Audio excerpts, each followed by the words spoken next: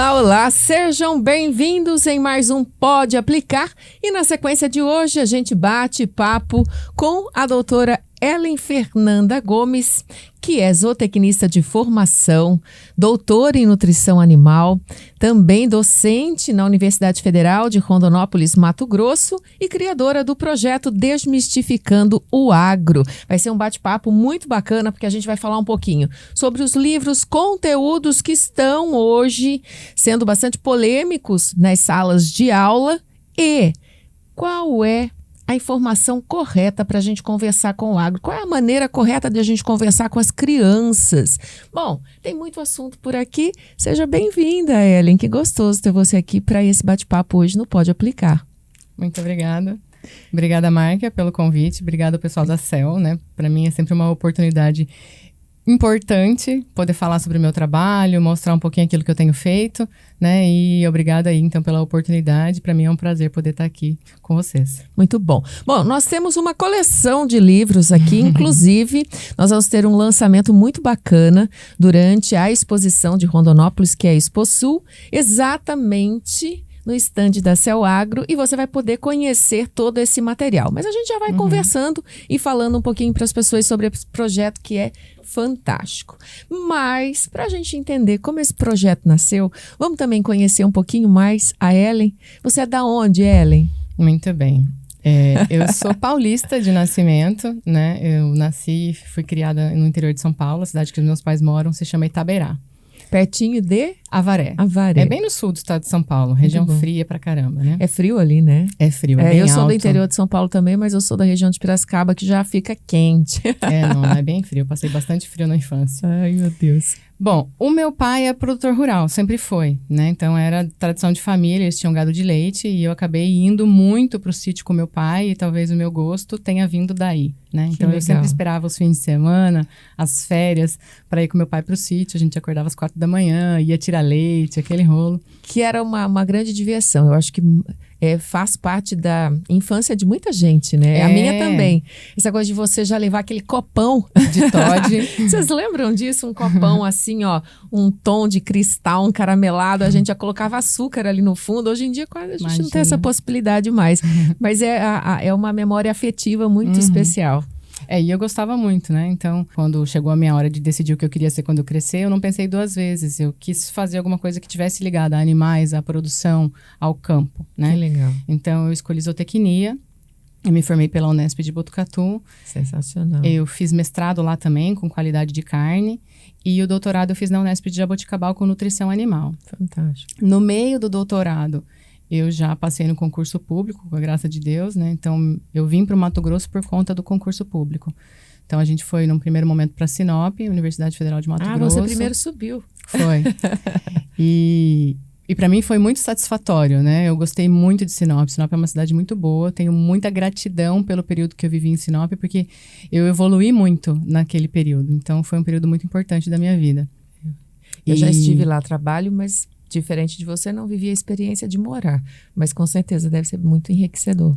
Foi muito bom, porque eu tive a oportunidade de dar aula nas primeiras turmas da zootecnia que foram criadas lá, né? Que legal. Então, muitos professores chegando na mesma época, uns se apoiando uns nos outros, você acaba criando uma comunidade de amigos ali que fica uma coisa muito bacana, né? E eu me casei quando eu morava lá em Sinop, eu tive meu primeiro filho quando eu morava em Sinop. Então, é um período da minha vida muito importante que aconteceu lá, sou muito grata por isso. Que legal. E como é que foi chegar aqui em Rondonópolis? Pois é. A família do meu marido é daqui de Rondonópolis, né? Nós nos conhecemos no mestrado, lá em Botucatu.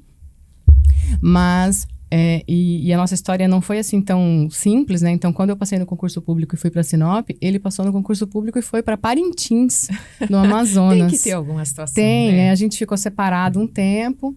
Aí, quando a gente conseguiu transferir ele para Sinop, a gente se casou. Mas o sonho da vida dele era voltar para Rondonópolis, porque a família dele é daqui, o pai dele tinha fazenda. E ele queria vir também para ajudar o pai, né? E aí, quando surgiu a oportunidade da transferência, que tinha uma vaga tanto na área dele quanto na minha, a gente veio. E eu morei 8 anos em Sinop e já vamos fazer 8 que eu tô aqui em Rondonópolis. Que bacana. Uma bela trajetória aí de Mato Grosso, né? De agro já faz bem mais tempo. Eu praticamente me considero mato-grossense, porque eu sou muito feliz aqui no Mato Grosso. Isso é muito especial. É uma coisa que a gente ouve com muita frequência. A gente tem regiões maravilhosas no Brasil, principalmente ligadas ao agro. Mas o Mato Grosso, naturalmente, é um grande celeiro do agronegócio, onde muitas coisas acontecem, tanto em termos de decisões, quanto no cenário político, quanto dentro das porteiras mesmo, como referência para todo o Brasil. E a CEL, né, também é uma empresa mato-grossense que está aqui em Rondonópolis. Então, a gente diz que aqui tudo fomenta. É isso mesmo. É como se as mentes pensantes se encontrassem por aqui para trazer grandes projetos, que é o caso do projeto aqui Desmistificando o Agro. Eu sei que você é escritora, então sua história começou antes, inclusive, dentro de todo esse portfólio aí de trabalho. Eu gosto de falar, Mike, que você falou que eu sou zootecnista, doutora, professora, mas eu gosto de falar que a melhor parte do meu currículo é que eu sou mãe. Que legal. E quando a gente se torna mãe, a gente começa a olhar para as coisas de uma maneira diferente. Sim. Né? Então, quando eu tive meu primeiro filho, eu me dei conta de coisas que antes para mim não eram tão importantes. Então, você começa a olhar para o meio ambiente de uma forma diferente, você começa a olhar para a sua alimentação de forma diferente, você começa a olhar para o seu exercício físico de forma diferente, porque você quer construir um mundo melhor, você quer viver melhor, você quer passar mais tempo com seu filho e você quer dar exemplo. Né? Então, você começa a se questionar sobre coisas que antes não eram tão importantes e que agora são. Né? E eu, quando me dei conta disso, eu me tornei uma pessoa melhor. Né? Então, quando eu me comparo, assim, antes da maternidade e depois da maternidade, eu sou outra pessoa. Né? Então, eu evoluí muito nesse período e eu sou muito grato pelos meus filhos também por isso, por eles me trazerem essa oportunidade. Né? E eu comecei a escrever histórias justamente por causa deles. Então, as primeiras histórias que eu escrevi, elas não tinham nada a ver com a minha profissão. Elas eram histórias de mãe dentro de casa com filho. Então, você tem, ao todo, são 9 livros, é isso? 9 livros. 9 livros, 6 sendo do agro. Isso. Os 3 primeiros nasceram nessa necessidade de interação. Exatamente. Muito bom. Então, a primeira história que foi criada, ela era sobre independência do uso do banheiro. Olha que legal. Então, eu tinha um menino de 2 aninhos, 3 aninhos, quando o meu outro bebê nasceu. E aí, eu tinha que inventar uma história para ele ir no banheiro sozinho, porque ele não queria mais, porque ele tinha o irmãozinho ali, né? E aí, a primeira história que surgiu foi essa aqui, eu até vou mostrar para vocês, que é o Jacarezé, que é a sua cueca. Que legal isso, então, olha aí. Quando eu inventei essa história, as minhas amigas acharam sensacional. Elas falaram, não, Ellen, a gente vai usar essa história também. É ótima. Mamãe, terminei. Eu já tô na fase assim, vovó, terminei. Mas você vê, é uma necessidade que vai passando de geração em geração. E aí as minhas amigas adoraram a história. Eu falei, então eu vou transformar isso num livro. E aí nós fizemos com uma editora, foi uma parceria, foi muito legal. Muito e aí depois as próximas histórias, elas vieram nesse sentido. Olha aí o Jacaré Zeca. Que bacana. Muito bom. Aí a gente tem Mamãe Tô Com Medo, que é de uma história de medo do escuro, que ele não queria dormir sozinho no quarto dele. E esse livro eu tive uma parceria muito bacana de uma artista aqui da cidade, que é a Daphne. Olha que legal. Foi a Daphne que desenhou.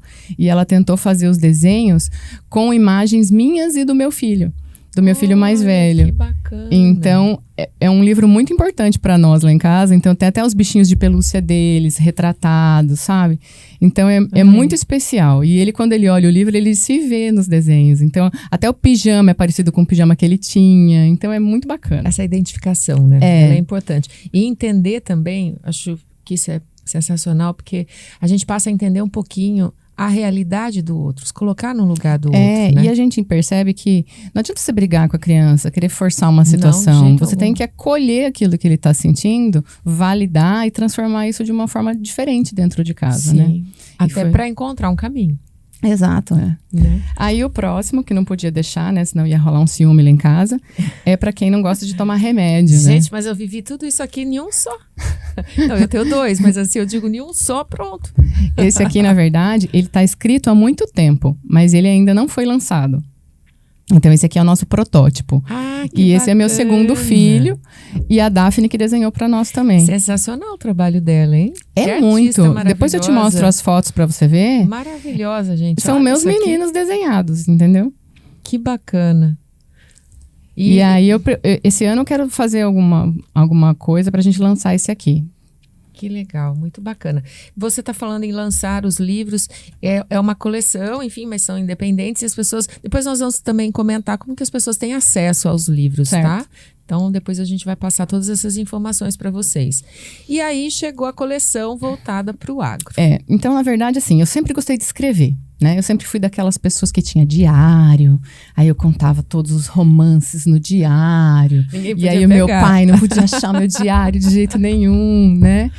E isso ficou esquecido por um bom tempo. Quando a gente sai para estudar, fazer faculdade, essas coisas, você não tem mais tempo para isso. Você se concentra em escrever as coisas profissionais, né? E quando eu tive os meus filhos, eu retomei essa vontade, esse gosto que eu tinha por escrever. E aí, eu me mudei para Rondonópolis, tinha outros desafios aqui, né? E as coisas também acabaram ficando esquecidas. Foi na pandemia que eu retomei isso de novo, né? Então, a gente começou a ter mais tempo, né, para tirar projetos antigos da gaveta, e coincidiu com um período que a gente começou a ver muita bobagem sendo falada na internet sobre a produção animal, as pessoas criticando a produção de gado bovino, culpando as alterações climáticas pelo pum da vaca, né? Então eu falei, gente, se eu que sou zootecnista, que eu entendo desse assunto, eu que sou professora, eu que sou mãe, eu que posso escrever essas histórias, se eu não fizer nada, quem é que vai fazer? Entendeu? E aí o meu marido, não, você tem que escrever, claro que você tem que escrever, você consegue escrever. Eu sentei um dia e falei, vou escrever sobre esse assunto. Muito e a primeira história que surgiu foi essa aqui. Né? Então, na verdade, surgiu primeiro a personagem, né? Então, a Aninha. E ela a Aninha é uma menina, assim, na faixa etária dos 8 anos, muito curiosa. Então, ela representa aí todas as nossas crianças, né? Ela e todos nós, né? Ela quer saber nos move. O que acontece no mundo. Ela é muito antenada ao que está acontecendo ali. E ela acaba vendo na TV, na internet, informações que fazem ela questionar sobre a importância do consumo de carne. E ela pergunta para a mãe sobre esses assuntos e a mãe vai ajudá-la a entender, né? Então, o primeiro livro ele se chama Será que os humanos precisam comer carne? Muito bom. Bom, antes da gente entrar no conteúdo do livro, só para a gente entender, então a Aninha é o personagem dentro da coleção do Agro que interage, vai trocando ideia, vai conversando e quer saber das coisas. Ela é a curiosa. Ela é a curiosa. E ela teve uma evolução, inclusive, né? A gente vê a Aninha aqui em vários contextos. Olha aí, a Aninha foi desenvolvendo, foi crescendo, mas continua curiosa. Continua curiosa. Então vamos lá. De livro em livro, trocar uma ideia um pouquinho. Eu tô achando fantástico, porque muitas vezes faltam termos corretos, principalmente quando a gente vai conversar com as crianças para levar a informação certa. Porque criança é assim. A gente tende a ser imediatista e cada vez mais estamos extremamente velozes com raciocínio. Imagina, uma criança que está na frente aí de um PlayStation, de um computador, de um celular, a gente fala, não pode, mas acaba tendo contato, não dá pra gente isolar todo mundo de tudo, né? Acho que a gente tem que trabalhar as informações corretas. Mas ele vê uma alta velocidade de imagem, de informação. Ele vai olhar para um livro e vai falar, o que tem de legal aqui para eu saber, né? Então, se você não tiver informação extremamente focada, a criança já não te pega mais. Ela é curiosa, mas ela vai embora. Eu acho isso muito importante você falar, porque é até uma missão dos pais, né? Porque apesar da televisão ser muito mais atrativa, do celular ser muito mais agradável visualmente, o livro, ele é muito importante, né? O livro traz pra gente a possibilidade da imaginação, de você estar na história, né? E força o desenvolvimento de regiões do cérebro diferentes. Sim. Então, a gente precisa estimular nossos filhos na leitura, né? Então, mesmo que seja um conteúdo pequeno, começa lendo um gibi, né? Uma participação dos pais ali naquele momento, eu acho isso super importante. Eu falo assim lá em casa. Tenho 2 também, né? Um naturalmente já está com 28, o outro com 12. São 16 anos de diferença. Então, a gente observa bem isso na prática do contexto atual, né? Da dinâmica que nós estamos vivendo. Mas eu falo, não importa o que você vai ler. Pega o que você gosta e, claro, pega uma notícia aí que está no seu dia a dia. As notícias do agro aparecem fácil quando a gente é do agro. Mas eu acho que são assuntos pertinentes em todas as casas. Porque você tem leite. Você tem a carne. Exatamente. O que está na mesa é assunto do agro. É verdade. E eu falo, pega uma notícia todos os dias. Pode ser do Google, mas leia. Leia. E o livro é fantástico. Queria uma coleção dessa em casa. Já estou apaixonada. Já estou apaixonada nessa coleção aqui. Muito bacana. E aí, será que os humanos precisam comer carne? Eu quero saber o que você diz no livro. Eu tenho certeza que nós precisamos. Mas como é que você falou isso para as pessoas? Tá, então assim, é importante a gente falar o seguinte. Os livros, eles trazem informação científica abordada numa linguagem adequada para as crianças. Tá? Então, não é achismo, não é da minha cabeça, não é informação da internet, não fui eu que disse. Né? Então, é informação científica, comprovada cientificamente por estudos sérios. Tá? E aí, as pessoas se perguntam, mas a gente tem visto crescendo muito o movimento vegetariano, vegano no país, né? E quando as crianças ou os jovens têm acesso lá a uma publicação da blogueira famosa, questionando a importância do consumo de carne, isso quase que vira uma ordem para os jovens, né? Então, eles querem ser como aquela blogueira famosa, eles querem copiar aquele estilo de vida. Então, se ela não come carne, eu também não vou comer. E a gente acabou vendo muita gente deixando de consumir carne, deixando de consumir produtos de origem animal, sem ter uma justificativa sólida para aquilo.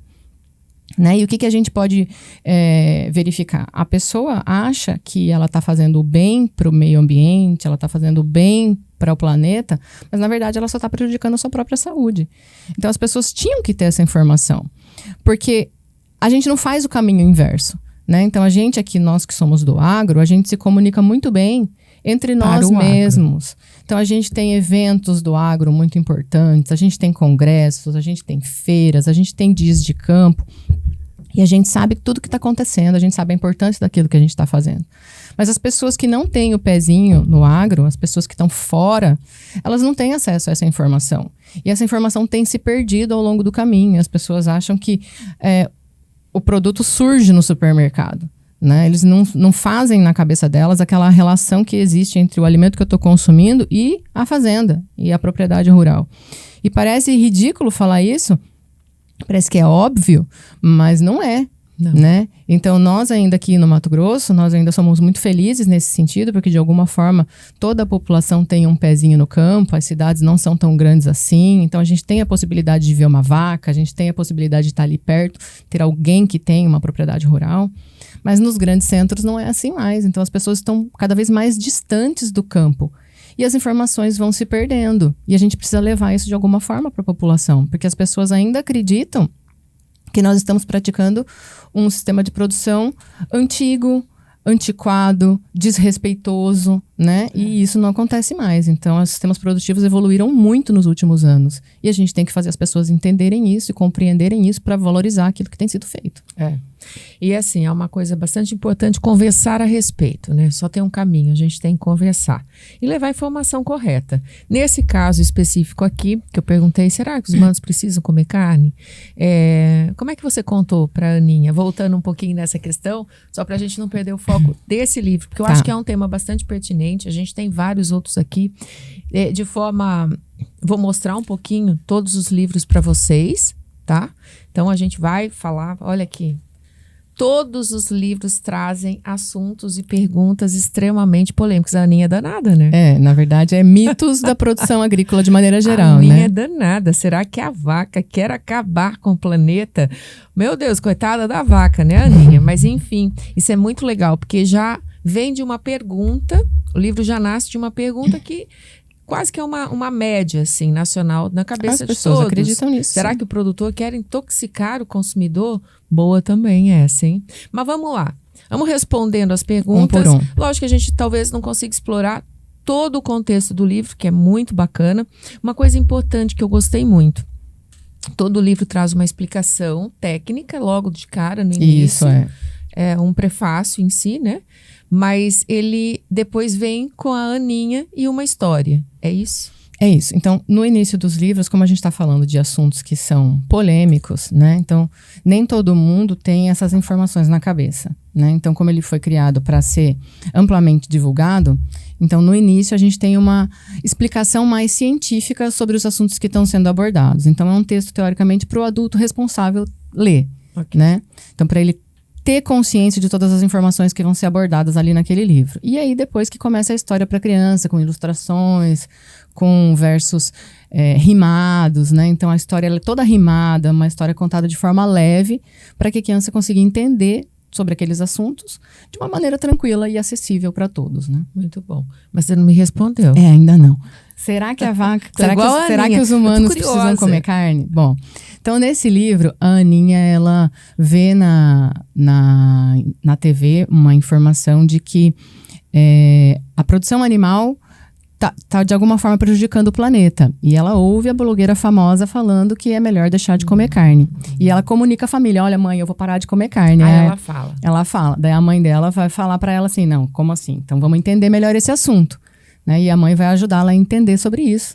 Então elas vão pesquisar sobre a evolução humana, vão entender da onde vieram nossos ancestrais, o que é um animal onívoro, o que é um animal carnívoro, o que é um animal herbívoro, por que os seres humanos são onívoros e por que a gente precisa comer todos os tipos de alimento. Muito bom. E dentro desses tipos de alimento, por que a proteína animal é tão importante? O que existe na proteína animal que não é tão facilmente substituível por outra fonte de proteína, como as pessoas acreditam? O que tem na carne que não tem em nenhum outro lugar? Porque tem. Tem. Né? Então tem lá vitamina B12, aminoácidos, gorduras específicas que são essenciais para o nosso metabolismo, que são importantes para a formação do sistema nervoso central.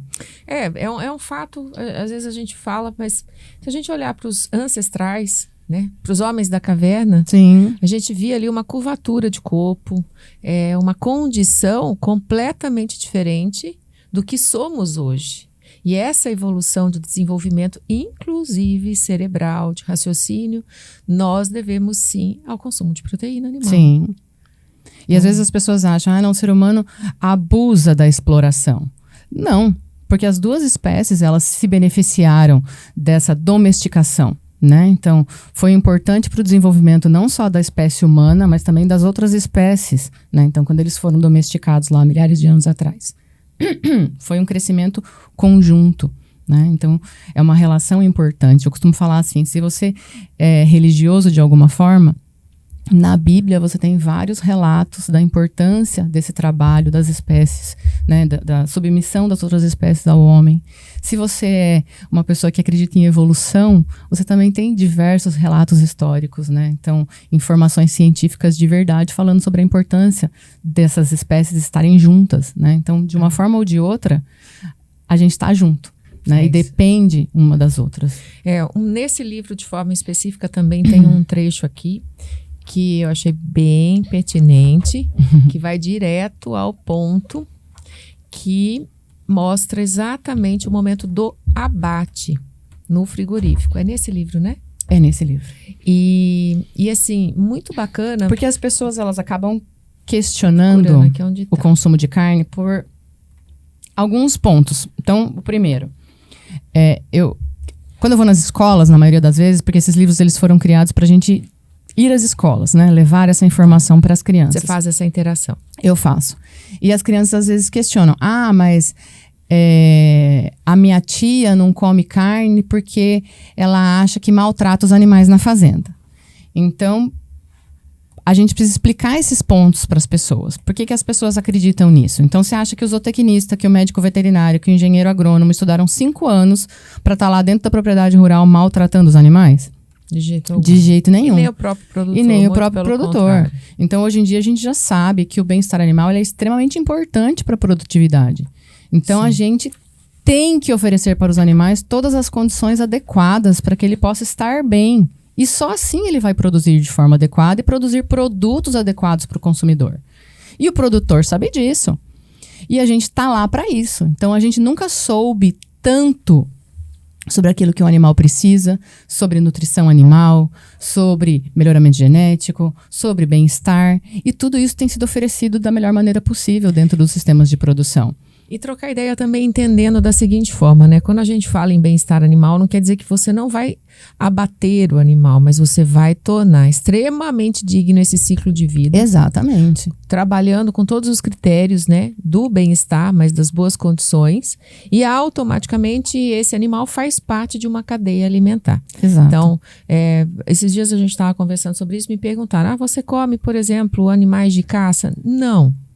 Aí eu acho que tem uma diferença. Enfim, são os critérios pessoais, a gente não está aqui para defender ou questionar os hábitos, que também tem a ver com cultura, com tantas coisas. Mas o animal desenvolvido dentro de um ciclo como o gado de corte, além de tudo, ele está de forma sanitária extremamente preparado para o nosso consumo, Exato. de forma segura, Uhum. né? Ao contrário, muitas vezes, de outros tipos de animais aí, ou hábitos culturais. Mas, enfim, a criança tendo em mente exatamente essa dinâmica toda e esse procedimento, fica muito mais fácil tudo. Sim, é. Então, eu costumo dizer assim, que quem são as pessoas que normalmente optam por não consumir carne? Às vezes, pessoas de algumas religiões específicas. Então, temos lá alguns evangélicos que não comem carne de porco, judeus, né? Então, de repente, eu faço parte de alguma comunidade religiosa que eu tenho alguma restrição alimentar para algum tipo de proteína animal. Mas não é todas, né?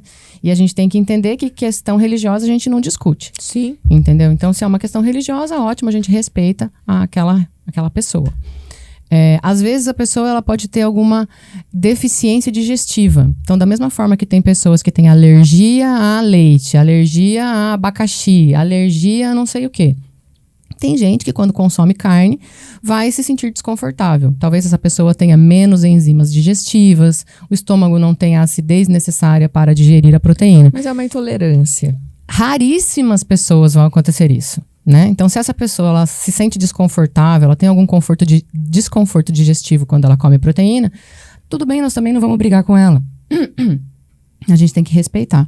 Mas aquelas pessoas que deixam de consumir carne porque acham que o produtor está desmatando, que o produtor está maltratando os animais, que a produção animal está prejudicando o meio ambiente, essas pessoas precisam ter acesso à informação correta para que elas entendam que essas informações são, na verdade, falácias. Né? É isso aí. Isso é importante. Bom, esse é um assunto extremamente polêmico. Ele é sempre extremamente atual. Então, a gente vai falar dele mesmo. E a gente pede até o time falando dele. Mas vamos para um outro livro aqui. Eu gostei demais desse também. Só assunto polêmico. Mas o próximo é esse aqui agora, na linha. O próximo na linha é esse? Será que a vaca quer acabar com o planeta? Porque, na verdade, quando a gente falou da carne aqui, as pessoas entenderam. Okay. Então ótimo. Então comer carne é importante. Então tem coisas na carne que eu não encontro em outro lugar. Mas a vaca continua produzindo o pum lá, que está prejudicando o meio ambiente. O produtor continua desmatando e, por conta disso, eu vou continuar não consumindo carne. Aí eu falei, não, tá errado. Então a gente tem que escrever outra história explicando melhor isso para as pessoas. Uma sequência. E aí surgiu o Será que a Vaca Quer Acabar com o Planeta? Então, nesse livro a gente aborda que os ruminantes, a vaca é um animal ruminante, né? O que é um animal ruminante? Né? Então, é um animal que tem um estômago diferente. Por conta disso, ele consegue aproveitar as fibras do capim, das pastagens, de uma maneira diferente. Né? E aí, por conta dessa fermentação que vai acontecer dentro do rumen, das bactérias que tem ali, ela vai produzir um gás. Que gás é esse? Gás carbônico e metano. Que a vaca vai eructar, né? Que é o termo correto para a gente dizer que a vaca rota. Né? Então, a vaca não faz pum, não é o pum da vaca, é o arroto. E por que o arroto, que as pessoas têm tanto medo dessa eructação? Né? Então, as pessoas acreditam que o gás carbônico e o metano que o animal está produzindo vai para a camada de ozônio e vai contribuir ali para o efeito estufa e aumentar as temperaturas do planeta. O que não é verdade, porque hoje em dia a gente sabe que o gás que está sendo produzido pela vaca está sendo utilizado pelas plantas da própria pastagem para a fotossíntese. né? Então, a gente tem aí o aproveitamento desse carbono, no ciclo do carbono, hoje em dia a gente já fala de créditos de carbono, né? Então, uma maneira de você explicar isso para as crianças de uma maneira fácil de entender. E as crianças percebem que não adianta eu botar a culpa na vaca se eu continuo andando de carro, se eu continuo queimando combustível fóssil, se eu continuo não fazendo reciclagem na minha casa, se eu continuo desperdiçando, né? Então, a gente começa a perceber que a gente tem responsabilidades também que são importantes e que precisam ser feitas dentro de casa. Eu costumo dizer que a gente não entende que nós estamos dentro de uma economia circular, né? Então a gente sempre tende a colocar a culpa no outro, no que não me diz respeito. E a gente não percebe que a gente faz parte do contexto todo. Então é muito simples. A vaca. Mas o que eu faço? Fundamental. Isso, gostei demais desse olhar. E uma outra coisa que eu gostei muito também, olha aqui, a ilustração desse livro, gente. Porque é um assunto específico, dependendo do contexto técnico, mas fica muito mais tranquilo para a criança entender. E aí eu faço um adendo aqui. A gente está tendo bastante dificuldade com a questão de material didático nas escolas, né? Por que você acha que isso acontece? Porque você, por exemplo, fez aqui todo o trabalho de edição de um livro que vem trazendo esse olhar. Qual é o propósito em levar informações que talvez não sejam corretas? Você que está nessa dinâmica, como é que você vê isso? A gente vê dentro dos livros das escolas, do material escolar dos colégios, uma defasagem. Então, a grande maioria das editoras, elas trabalham com edições que são antigas e não tem uma revisão daquele material. A gente tem a impressão que eles são tão atuais, por exemplo, você recebe uma apostila anual, né? Naquela apostila vem alguns assuntos. Aí teu filho chega em casa e diz, mãe, o professor hoje falou sobre tal questão, assim, assado. Enfim, é tratado de uma forma atual. Mas tem coisas que não mudam no decorrer do tempo, né? Então, história do Brasil continua sendo história do Brasil. Evolução da Mesopotâmia continua sendo evolução da Mesopotâmia. Matemática continua sendo matemática. Mas a área das ciências muda muito. E as apostilas, elas não são atualizadas na mesma velocidade com que o conteúdo é atualizado na vida real, né? Então, hoje em dia, a gente vive uma evolução gigante, né? Quanta pesquisa, quanto desenvolvimento a gente tem visto, de um ano para o outro as coisas mudam completamente. E isso não está dentro do material escolar, sendo revisto na mesma velocidade, né? Olha aí. E às vezes eu vejo no material dos meus filhos, vem lá informações da década de 80. Entendeu? Desenhos lá retratando situações que não acontecem mais hoje em dia dentro de uma propriedade rural. Então, por isso a gente também tem visto muitos movimentos nesse sentido. A gente tem aquela associação do De Olho no Material Escolar, que tem feito um trabalho muito legal, muito sério, revisando esses materiais. A gente tem visto em diversas regiões ONGs que têm trabalhado no sentido de levar as escolas para dentro das propriedades rurais, para que as pessoas possam ver aquilo que está sendo feito. Porque as pessoas acham que a gente continua indo lá, tirando o leite da vaca na mão, né? Um negócio assim, arcaico. Hoje em dia não é mais assim. A gente tem um sistema de produção extremamente tecnificado, qualidade daquilo que está sendo produzido é outra. Né? E as pessoas precisam entender isso, as pessoas precisam ver, porque senão não acredita. E essa necessidade de você atualizar alguns assuntos é fundamental. Eu acho que todos, né, quando a gente fala as pessoas, todos nós somos as pessoas. Então a gente pode fazer a nossa parte, né? Bem aquela frase que eu gosto demais. Eu sozinho não mudo o mundo, mas eu sozinho consigo agregar alguma coisa e mudar pelo menos o meu entorno. E nesse sentido, passa a mão no material didático aí do teu filho, do teu neto, enfim, do teu afilhado, do teu enteado, e dá uma olhada, o que ele está vendo? Você já teve essa curiosidade? Porque às vezes a gente entende que não precisa, isso é desnecessário. Dá uma olhada nesse material didático, troca uma ideia aí com quem está na escola da tua família. Qual é a informação que essa criança, que esse jovem tem recebido? Então, porque todos nós podemos falar, oxa, mas isso aqui não é bem o que a gente vive mais. E trocar ideia, né? Buscar a direção dessa escola, buscar um projeto desse, por exemplo, de olho no material didático e conversar, fomentar. Isso é interessante porque quando esses livros eles foram criados pensando no ensino fundamental, ali até crianças do 3º, 4º, 5º ano, né? Mas quando eu comecei a visitar as escolas, nós percebemos que todo mundo tem dúvida. de diferentes níveis, mas todo mundo tem dúvida.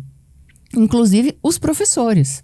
Né? Então, muitos professores das escolas que eu visitei tinham dúvidas sobre essa questão do abate, sobre essa questão do bem-estar, né? Então, quando você está ali, que nem no meu caso, eu sou da área, eu sei explicar sobre aquilo que eles estão me perguntando, quando eles entendem, eles valorizam muito mais tanto o livro quanto aquela informação que eles vão repassar. Né? Então, quando esses livros eles foram criados, eu tive a graça, a oportunidade de ter um apoio da Acrimate para que a gente produzisse um volume maior e fizesse essas ações nas escolas, né? Muito legal. E aí, quando as crianças pegam os livros e elas têm a possibilidade de levar para casa, elas falam, eu vou poder levar para casa para eu mostrar para minha tia. Entendeu? Vai ser muito bom. Elas se tornam os agentes de difusão desse conhecimento nas suas famílias, na sua comunidade. E isso é muito importante. Era isso que a gente precisava, sabe? E sabe, eu tenho a impressão, Ellen, que quando a gente conversa de assuntos que estão no nosso dia a dia, o interesse muda. O interesse muda. Mesmo. E nesse aspecto também eu venho conversando muito com outras mães e com a própria escola, no sentido de que a gente precisa tratar de assuntos que estão no dia a dia deles, porque senão vai se perder, né? Então, é muito importante. E, na sequência, vou tocar aqui, porque a gente estaciona em um livro só, é muito conteúdo, é muita coisa, mas vamos tentar explorar um pouquinho todos os conteúdos. Na sequência aí da Aninha. Não, senhora, o próximo é esse. Ah lá, tô doida pra chegar nesse aqui, ó. Tô doida pra chegar nesse. Vamos passar rapidamente sobre esse aqui, então. Eu tô igual a Aninha. Essa história de hormônios está queimando meus neurônios. Meu Deus. Então... Todos os livros falam de mitos, né? E uma das dúvidas que as pessoas mais têm é se a carne de frango tem hormônio, né? Menina, tem? Não, né? É porque eu tô igual, tá vendo? Tô me colocando ali. A gente fala, tô igual a Aninha aqui, ó. Tem. Será?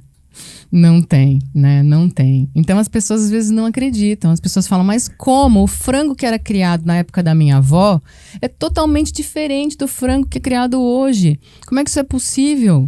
Né? Como é que ele ficou tão fortão? Como é que aconteceu isso, né? Então a gente Como é que explica ele ficou tão fortão assim? Para as crianças o que aconteceu, né? Então um frango aqui que ele era muito menor, ele comia muito mais, ele era pouco eficiente naquilo que ele estava fazendo. E agora nós temos um frango muito maior, que come menos e que é mais eficiente na conversão desse alimento em carne. Olha que legal. Nossa, estou lembrando do pessoal da academia aí, porque a gente está mais ou menos nessa mesma dinâmica, né? A gente quer, né? Da indústria do frango, Olha aí, comer menos, ficar mais fortão, com qualidade, com massa muscular. Exato. Como que foi essa evolução dentro melhoramento genético, boa nutrição, né?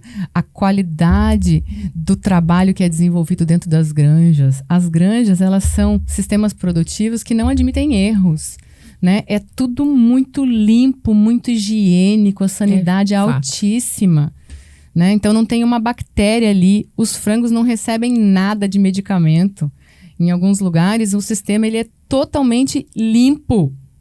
A pessoa tem que tomar 3 banhos antes de entrar dentro de uma granja. É fantástico. É fantástico. Isso nos frigoríficos também é uma exigência muito grande e eu acho que está corretíssimo. Claro. Né? A gente precisa ter isso. A gente precisa ter essa confiança. A gente precisa acreditar. Porque senão a gente fica, será? E a hora que a gente entende que tem essa exigência toda por conta da indústria, do mercado, a gente fala, poxa, é isso aí ó, que eu quero. Né? Exatamente. E a gente tem que... O produtor também percebeu isso já, que o nosso consumidor, ele mudou, né? Então, o nosso consumidor hoje, ele é muito mais exigente. E aquele produtor que se adequa e que consegue oferecer para o mercado consumidor aquilo que o consumidor quer, ele tem que ser valorizado. Entendeu? E às vezes as pessoas têm uma visão equivocada do que está acontecendo. Então, às vezes as pessoas acham que a indústria frigorífica ou as granjas, elas são os vilões. E na verdade não. Porque elas estão fazendo todo o controle rigoroso de seguir a legislação, sanidade, higiene, bem-estar, nutrição, alimentação, melhoramento genético, para que o melhor produto seja produzido. Eu vou fazer até um parênteses aqui, porque não sei, né, quem está nos acompanhando aí se tem esse mesmo raciocínio que eu. A gente vive um momento em que muitos falam da agricultura familiar. Então, nós estamos falando aí das indústrias, das grandes proporções de produção. Mas a agricultura familiar, embora eu acho que a agricultura familiar é todo mundo que trabalha em família. Uhum. Eu também acho. Eu acho que essa é a definição, no fato. Nós trabalhamos em família, agricultura familiar. A gente tem ali o entorno, independente se o negócio é pequeno ou grande, nós somos uma agricultura familiar. Exato. E hoje o agro, ele tem uma base muito forte na família. Famílias, né, de origens aí que começaram a desenvolver produtos, seja na pecuária, na avicultura, na lavoura, que era ali, pai, filho, mãe, na lida para fazer o negócio acontecer. Muita gente conseguiu crescer. E, claro, tornar o negócio, o segmento, indústria, né? Evoluir o sistema também, né? Evoluir o sistema. Mas aí a gente diz assim, não, mas a agricultura familiar, ela dá conta de tudo. Então, por exemplo, você tem um frango lá no teu quintal. Você fala, não, mas aqui minha mãe, eu vou produzir, eu vou consumir esse frango. A gente tem essa impressão, esse produto orgânico tem muito mais qualidade. Então, queria que você falasse sobre isso, né? Dessa proporção aí, que eu vi aqui de uma forma específica também no livro que fala sobre a parte da avicultura. Tá, esse também é um tema polêmico, né? Põe no próximo livro. Isso acho que eu vou pôr. É bom, hein? Porque às vezes as pessoas têm essa ilusão, né? De que o artesanal, que o orgânico, que o pequeno é melhor. Ele é bom, excelente. Eu tenho até medo de falar, entendeu? Mas se eu busco segurança, talvez esse possa não ser a minha melhor opção. Porque quando eu estou preocupada com o bem-estar dos animais, quando eu estou preocupada com a insensibilização antes do abate, quem consegue me dar uma segurança maior? Um abatedouro que tem inspeção de um médico veterinário, um sistema de inspeção federal que está tomando conta do abate dos animais, da insensibilização, um animal que é abatido no sítio. Quem me dá a garantia sobre aquele animal que foi abatido no sítio? Próxima pergunta da Aninha. Entendeu? Então, não tô... Às vezes meus alunos brigam comigo. Mas, professora, você está falando que o pequeno produtor não está fazendo certo? Eu falei, não estou falando isso. Entendeu? Eu tenho certeza que faz. Mas dentro da lógica de atender toda a população e a demanda de comida. A gente fala muito de demanda de alimentação do mundo, demanda de comida do mundo. Mas se a gente for falar só demanda de comida no Brasil, a gente já não consegue supri-la toda com a produção que é desenvolvida ali, no sítio, na chácara, no rancho, né? Então, talvez seja uma ilusão pensar dessa forma. E a gente também precisa ver a evolução, né? Então, o pequeno produtor, não é porque ele é pequeno produtor que ele está fazendo tudo certo. Não. Ele também precisa provar isso para o seu mercado consumidor de alguma forma. Então, por isso a gente tem selos que dão qualidade, a gente tem sistema de inspeção municipal. Então, o consumidor, ele tem que ter essa preocupação. Que é você, eu. Exatamente. Então, não é porque vem lá, e foi produzido na pequena propriedade que é bom. Não. Então, eu preciso saber o que está sendo feito. E alguns pequenos produtores já sabem fazer isso muito bem. Então, eles têm lá o Instagram a seu favor. Então, ele mostra lá a propriedade, ele mostra a horta, ele mostra como é que está sendo feito, ele mostra as galinhas. Então, isso dá para o consumidor segurança que aquilo está sendo feito da melhor maneira possível. E aí, esse consumidor vai fazer uma escolha, né? Exato. Temos bons produtos, exato. Temos produtos feitos e desenvolvidos com muito carinho, com muita qualidade no que se faz, independente se pequeno ou grande.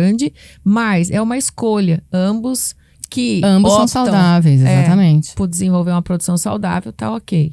Mas tem que ter essa preocupação, exato. Né? Se pequeno ou grande. Exato. Essa cobrança. E a gente tem lá a agricultura orgânica e a gente tem a agricultura convencional. Ambas têm o mesmo objetivo, que é produzir alimento de qualidade para a mesa do consumidor. Então, se eu tenho condições de pagar mais por um produto que eu acho que é orgânico, que é produzido de maneira melhor, que eu estou ali de olho no que está sendo feito e está adequado, legal. Ótimo. Mas se eu não tenho, eu posso optar pela agricultura convencional, porque ela também está produzindo um alimento de boa qualidade e com certificação.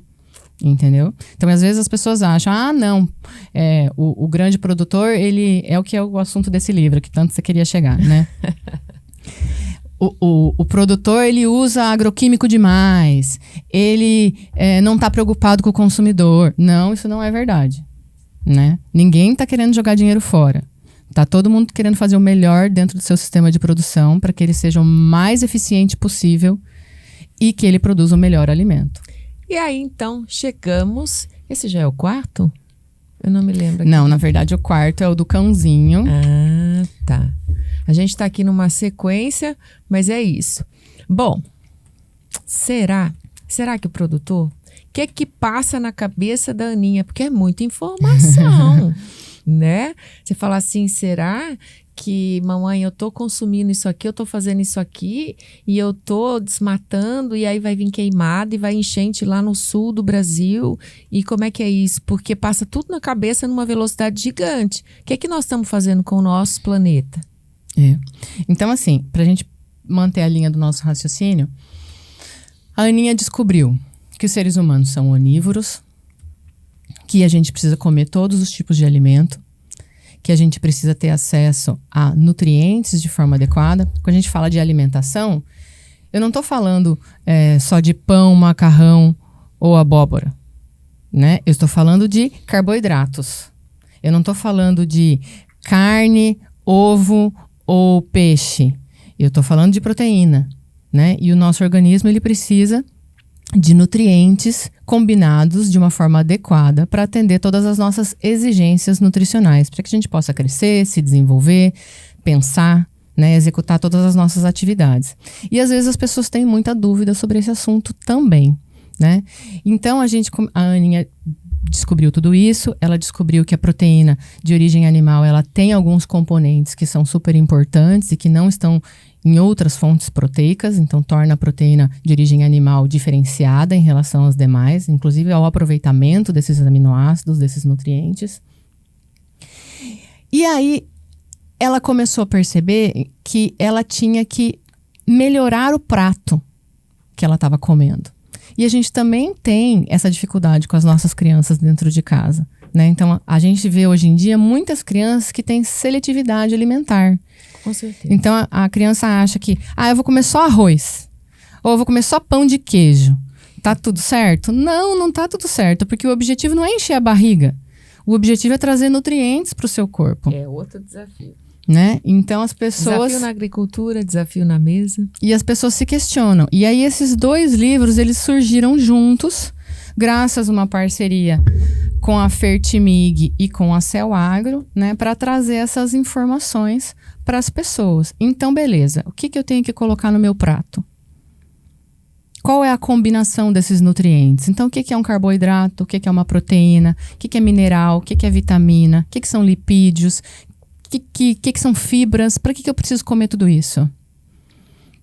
Muito bom. Então, eu sempre gosto de falar para as pessoas que o prato... As vós já falavam isso, né? O prato tem que ser colorido, gente. Olha, tem até receita. Tem receitas. Então, nesse livro, a gente teve a parceria com a Ana Paula, que ela é uma chefe culinária aqui da cidade também. Ela é ótima. E ela fez umas receitinhas pra gente colocar. Então, para aquela mãe que tem dificuldade em colocar alimentos mais nutritivos no prato das crianças, porque às vezes as pessoas rejeitam, né? Ai, brócolis, não! Então, a gente tem aqui algumas opções que talvez se tornem mais interessantes pro paladar das crianças. Aí você né? escuta assim, mas o que adianta eu comer um tomate? Não, uma rodelinha, uma fatia de tomate. Não vai mudar. Filho, se você comer uma rodelinha por dia, no final do ano. Isso mesmo. E aí você vai mudando o seu hábito alimentar. É tudo de pouquinho, né? É um grande caminho, na verdade. Uhum. E aí, quando eles olham e descobrem o que tem no tomate, porque às vezes a pessoa não sabe. Sim. Entendeu? Às vezes a pessoa não tem essa informação. Eu vejo isso muito nas escolas, né? Salgada de abobrinha. Tô aqui vendo essa receita. Então, às vezes, aí nessa história, a Aninha, ela vai comer um espinafre, se eu não me engano. Aí ela fala, mãe, eu não vou comer esse mato. Posso trocar por um pedaço de pão? Aí a mãe vai explicar pra ela, não. O que o pão tem a ver com a verdura, sabe? Então, grupos alimentares com grupos alimentares. Quer trocar o espinafre? Ótimo, vamos trocar por uma outra fonte verde. Porque os nutrientes que estão ali têm que ser similares. Então, o que tem na fonte verde? Tem ferro, tem... Esse livro precisa ir lá para casa. Uma série de coisas. Então, não dá para eu trocar uma fonte de fibra e vitamina por uma fonte de carboidrato. Gente, olha que completíssimo. fora toda essa questão aí que a gente está mencionando, né? A Aninha pergunta, enfim, estamos na sequência aqui do livro, mas uma das perguntas nesse contexto, intestino fala até sobre o bom funcionamento do organismo. Exatamente. Que legal. Porque as pessoas acham, verdura tem o quê de nutrientes aí? Vou comer sem nada, né? Aqui mora um dos grandes segredos de tudo. Tem muita coisa importante. Do nosso organismo. Né? Então a fibra é importante não só para o trânsito intestinal, mas ela regula a velocidade do trânsito para que dê tempo da gente absorver os nutrientes, ajuda a controlar a glicose sanguínea, né? Então tem uma série de coisas que são importantes na fibra e que às vezes a gente menospreza. E às vezes a gente não sabe, né? Então, eu era uma dessas. Eu não gosto de comer verdura. Né? Quem é que gosta? Fala a verdade. Não, eu gosto. Prefiro bife. Mas é isso. Pronto, ela já me quebrou, né? Mas precisamos, Mas né? tem quem prefere, né? E tá tudo bem. E é legal. Eu gosto muito do respeito, sabe, gente? Cada um tem que vivenciar, mas com consciência. Exato. Com respeito, exato. com a informação, com as coisas ponderadas, né, do bom senso. Então, eu acho isso muito legal. Respeito aqui todas as opções. Se você é vegano, se você gosta da carne, enfim. Eu acho só que a gente precisa ter as informações corretas. Para tomar a decisão consciente. Sim, e para não virar um grande ringue. Ou desinformação, falar o que não procede. E uma vez, eu até vou contar uma história que foi muito engraçada que aconteceu. Aqui na UFR, a gente tem uma vez por ano uma feira de profissões. E devem ter muitos veganos ali também. Muitos, porque tem sido uma opção frequente entre os jovens, né? Só que é o que eu me pergunto e que foi um dos motivos pela criação desse material. Às vezes as pessoas elas não sabem porque elas são vegetarianas e veganas. E isso é uma opção de vida muito importante para você tomar sem ter consciência do que você está fazendo. Sim. Né? Então a gente tem essa feira de profissões que acontece aqui na UFR uma vez por ano, e a gente reúne todos os cursos que o UFR oferece para receber os jovens das escolas, né? Muito bom. E uma vez eu estava lá conversando com os alunos, falando da zootecnia e tal, e um aluno veio falar comigo. E ele falou que ele não comia carne. E eu perguntei para ele, mas por que você não come carne? Aí ele falou assim, ele parou por alguns instantes, aí ele falou assim, não, eu não como carne, isso é ultrapassado, isso é da época dos meus pais. Uai, como assim? Eu achei assim, tipo, como assim, né? E ele não tinha outra justificativa.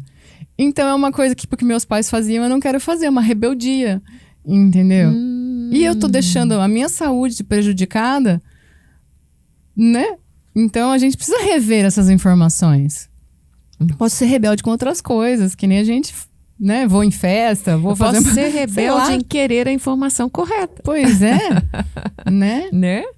Enfim, como que nós estamos de tempo aí? Eu até perdi aqui o timing, porque naturalmente o papo tá tão gostoso. A gente vai falando, a gente vai se identificando. Isso é muito, muito bom, porque tá no nosso dia a dia. São assuntos que estão no nosso dia a dia e que naturalmente trazem esses insights. E falam assim, olha, eu me acho nisso. Né?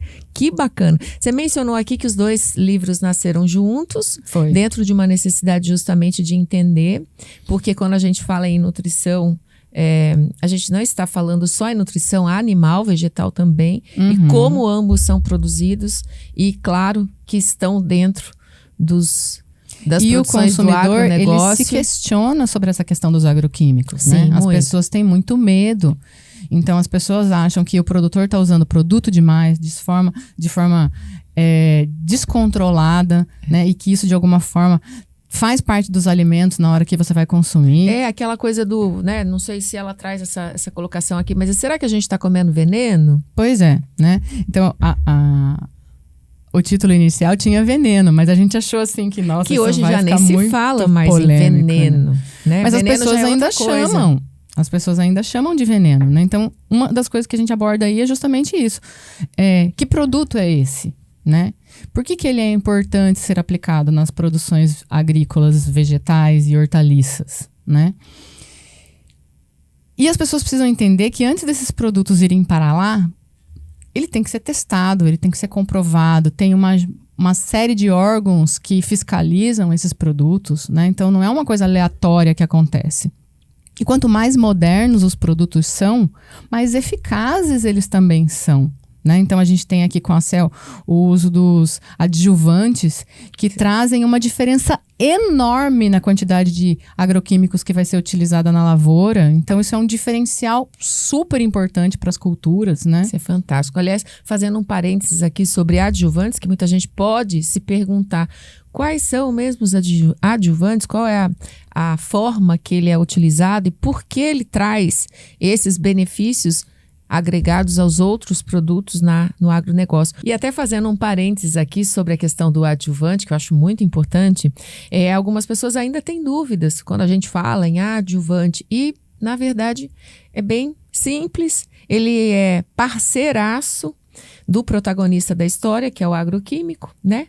Então, nesse trabalho em conjunto, o adjuvante torna o produto que o produtor escolher para utilizar aí na sua lavoura muito mais potente, muito mais eficaz. Mais eficiente, na verdade, né? Você pode usar menos agroquímico e ele vai ser utilizado de forma mais adequada dentro da sua lavoura. E isso é um ponto muito positivo até para o produto que vai ser comercializado depois. Então, aquela fazenda que opta por usar esse tipo de produto, ele pode até usar o marketing de que ele está usando menos agroquímico, né? Então, é um ponto positivo aí. São os produtos, né, os bio, que são muito mais parceiros do meio ambiente de uma forma em geral, tanto pela composição quanto por essa questão de você utilizar muito menos o produto para você cuidar aí da sua lavoura e tal. Tem gente que até diz assim, mas eu preciso de um agroquímico, né? É necessário você utilizar um agroquímico, não dá para ser tudo como lá na horta de casa do meu avô era. Não dá, né?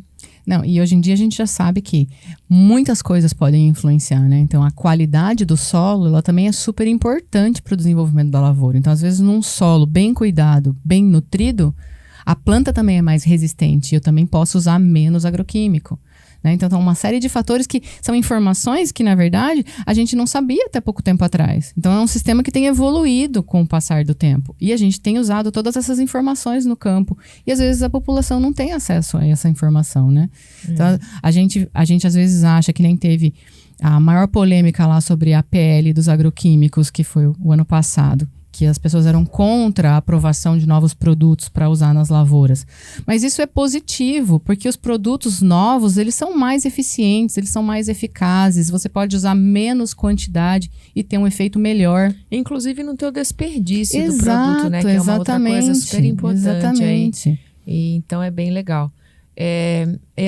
A Aninha que tem uma colocação que é bem bacana. E aí ela fala assim, mas eu ouvi que no Brasil o produtor é exagerado, jogando muito produto sem que o consumidor seja considerado. Aí tem uma pessoa que interage com ela, que nesse caso é a Camila, e ela responde. E esse papo vai discorrendo aqui no livro e as dúvidas vão sendo esclarecidas. Exato. Né?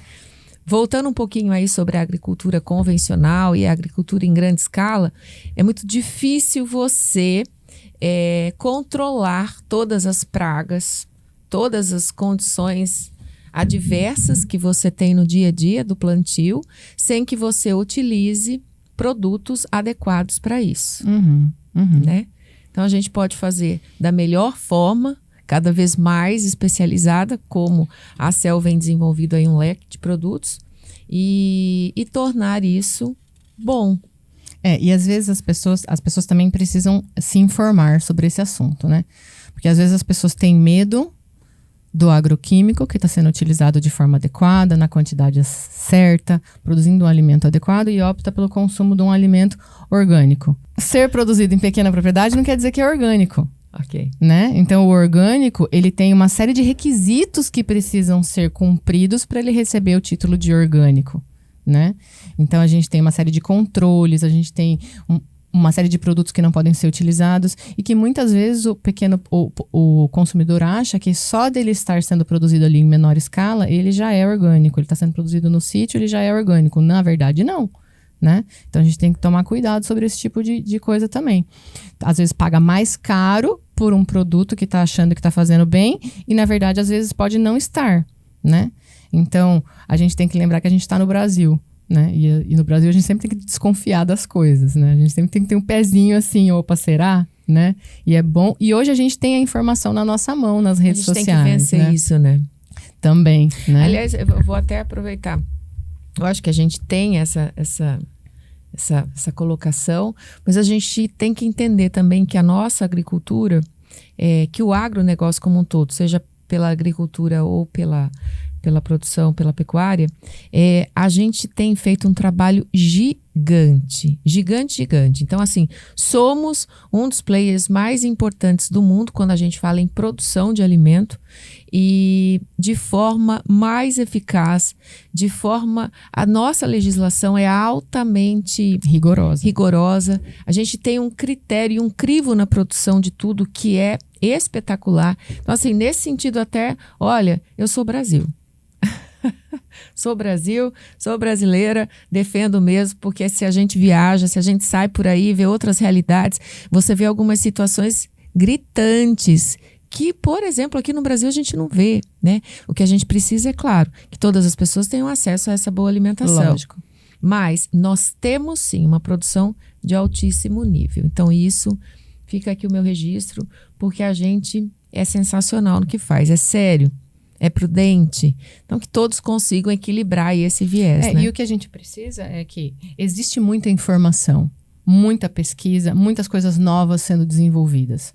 Para o grande produtor, isso chega mais fácil. Para o pequeno produtor, isso demora mais. Então, a gente precisa de mais fluxo nessa linha para chegar mais rápido no pequeno produtor rural. Porque o pequeno produtor rural tem acesso a essas novas tecnologias. Para que ele também possa se tornar mais eficiente, mais seguro e ter mais qualidade naquilo que ele está oferecendo para o consumidor. Porque sim, hoje as pessoas estão preocupadas com aquilo que elas estão consumindo. E elas valorizam aquilo que é produzido pela mão de obra familiar. Sim. Mas esse produto tem que ter qualidade. E a gente tem que ter essa preocupação, né? Independente de onde vem, a gente tem que ter essa preocupação. A gente tem que ir lá e olhar e se questionar mesmo. De onde vem, como é feito, enfim, envolvem tantas coisas. Esse olhar do consumidor mudou completamente de uns anos para cá. E ficou fácil da gente saber, né? A maioria dos produtos hoje em dia já tem lá um QR Code que você bate lá, segue o QR Code para você saber onde é que aquele produto foi produzido, onde é que aquele animal foi criado, como é que foram as condições nutricionais daquele animal. Então, para a pessoa que está preocupada com isso, para quem isso é extremamente importante, já existem produtores capazes de oferecer essa informação, né? E esse produtor tem que ser valorizado. É tipo pé de quê, né? Produtor da onde? É isso mesmo. Como é desenvolvido isso? Qual é esse trabalho? A gente vem vivendo essa fase, acho que cada vez mais, não é, Ellen? É isso mesmo. E esses livros, eles também têm, eu vejo assim que eles têm um viés também que é importante da gente falar, que eles vêm para trazer também para a nossa população, para os nossos filhos, a importância daquilo que a gente está fazendo. Porque às vezes a gente escuta que o produtor está fazendo errado, o produtor está desmatando, a vaca está poluindo, a carne faz mal para a saúde, nananã, que os nossos filhos têm medo de falar que os pais trabalham com aquilo. Então, eu tive a oportunidade de trabalhar com a Andréia Mesquita, que é do Território da Carne, e ela trabalha com varejo de carne, né? E ela relatou para nós que os filhos dos varejistas, que são grandes varejistas nas grandes cidades, eles têm vergonha de dizer para os amigos que o pai trabalha com carne. Porque ouvem tanta crítica que eles não querem se expor. Então, a gente precisa dar para os nossos filhos argumento, mostrar para eles que não, nós não estamos fazendo isso, nós estamos fazendo as coisas certas, nós estamos fazendo as coisas bem feitas, o nosso trabalho é importante e eles precisam saber essas coisas para quando eles ouvirem alguma besteira, para quando eles forem questionados, eles terem munição para dar essas informações corretas para as pessoas, né? Eles têm que ter orgulho daquilo que o pai faz. Isso é importante tanto dentro da fazenda quanto dentro da indústria. Eu fico aqui pensando como a gente tem vivido tempos que são complexos. Desafiadores. Complexos. Porque assim, todos os dias a gente passeia, seria o ideal, e torço para que cada vez mais a gente tenha isso mesmo, que isso é fundamental, é o básico, mas assim, nós temos 3 alimentações. Um café da manhã, um almoço, uma janta. No mínimo, vamos colocar assim, né? No mínimo. E nesses momentos, você tem o que ali? Você tem produtores, indiretamente. Porque para para a água chegar. E outra coisa, fora tudo que está dentro de um prato, num copo, enfim, a gente se veste para sair de casa. Sim. É algodão, é seda, é lã. Tem produtor.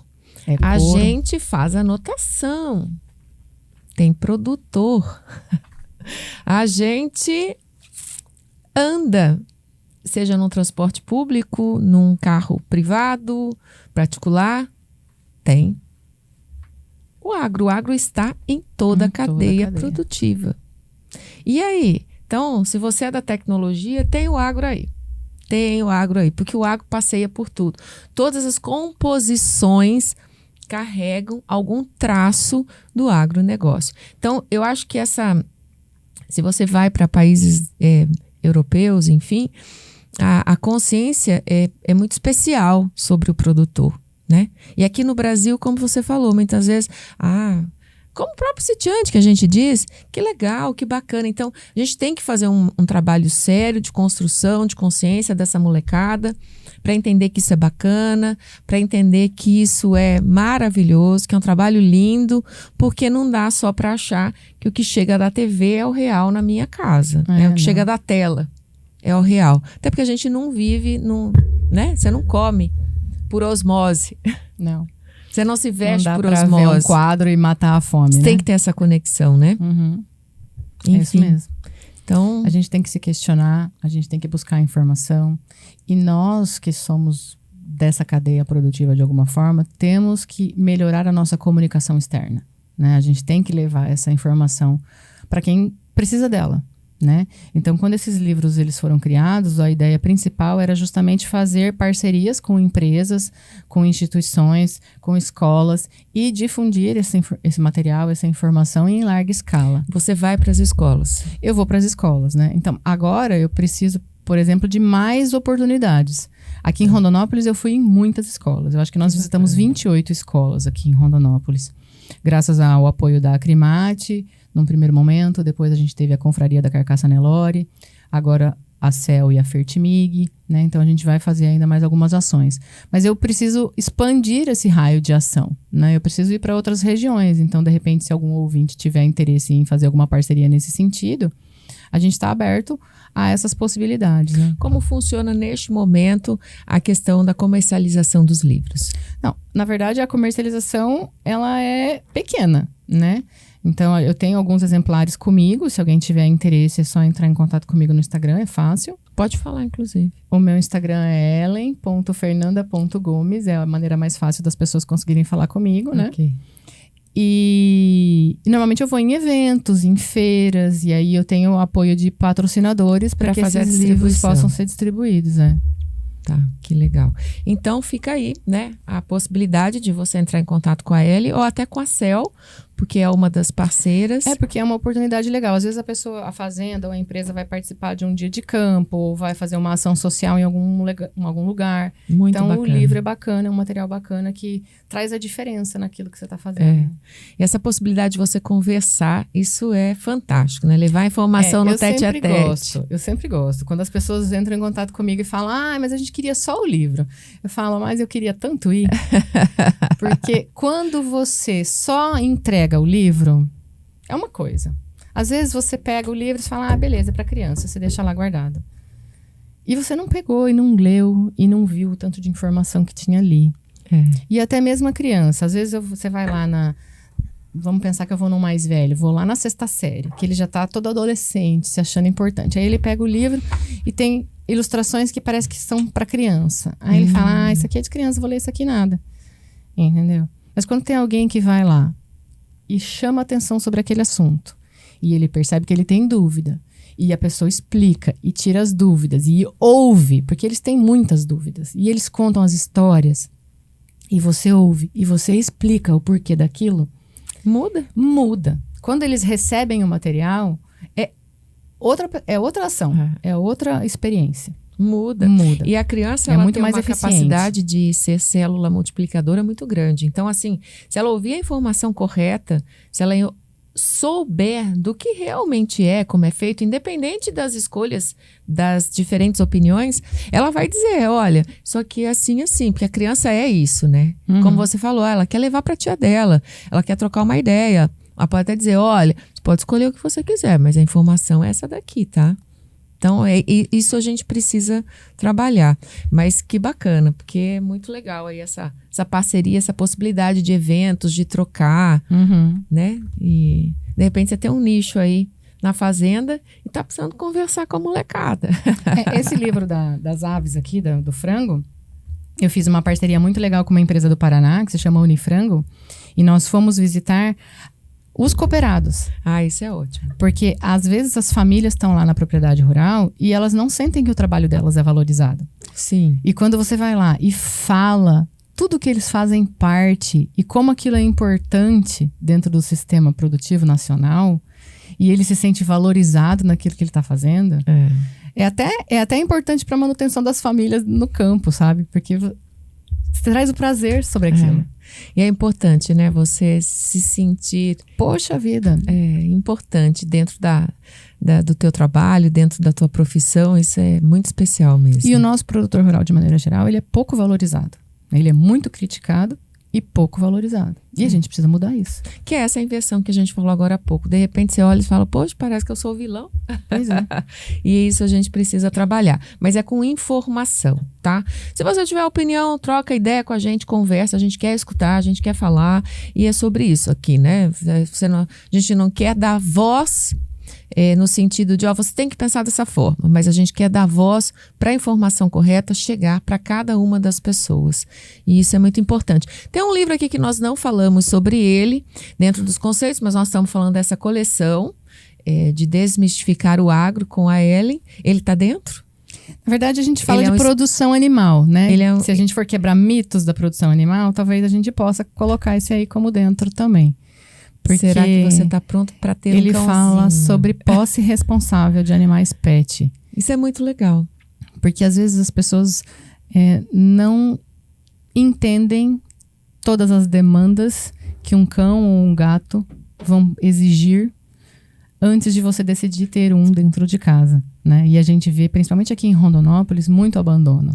Acho que em todo lugar, né? Em todo lugar. Então, esse livro ele foi criado nesse sentido, de tentar levar luz às pessoas para que elas pudessem entender as demandas de um animalzinho antes de tomar a decisão. E depois que tomou a decisão, fica firme nela, né?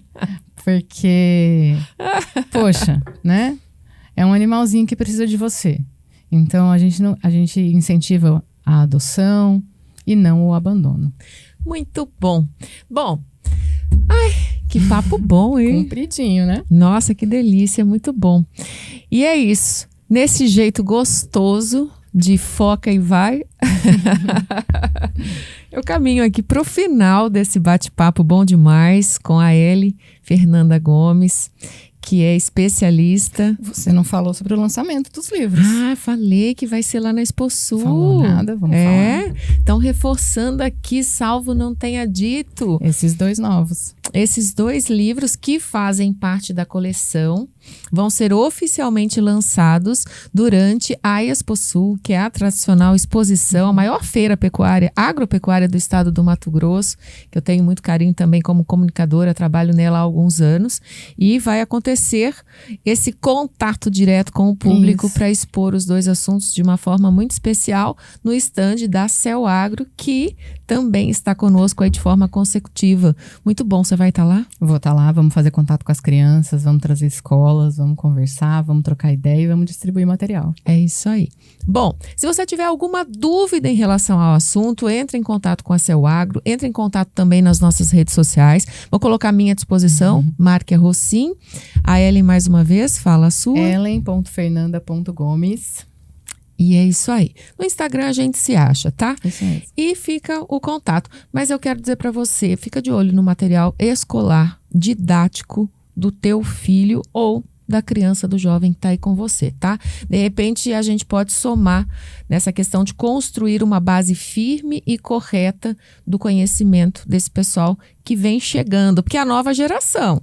E eles vão fazer muita diferença daqui para frente nas tomadas de decisões, fora porteira e porteira para dentro. Isso mesmo. Tá? Ellen, muito obrigada. Adorei. Para mim foi incrível, né? Então eu espero que seja o primeiro de muitos. Primeiro de muitos, se Deus que quiser. A gente possa falar mais sobre isso. Muito obrigada. Obrigada a todos os ouvintes. E é assim, pode aplicar. Vem com a gente. Beijo, até a próxima.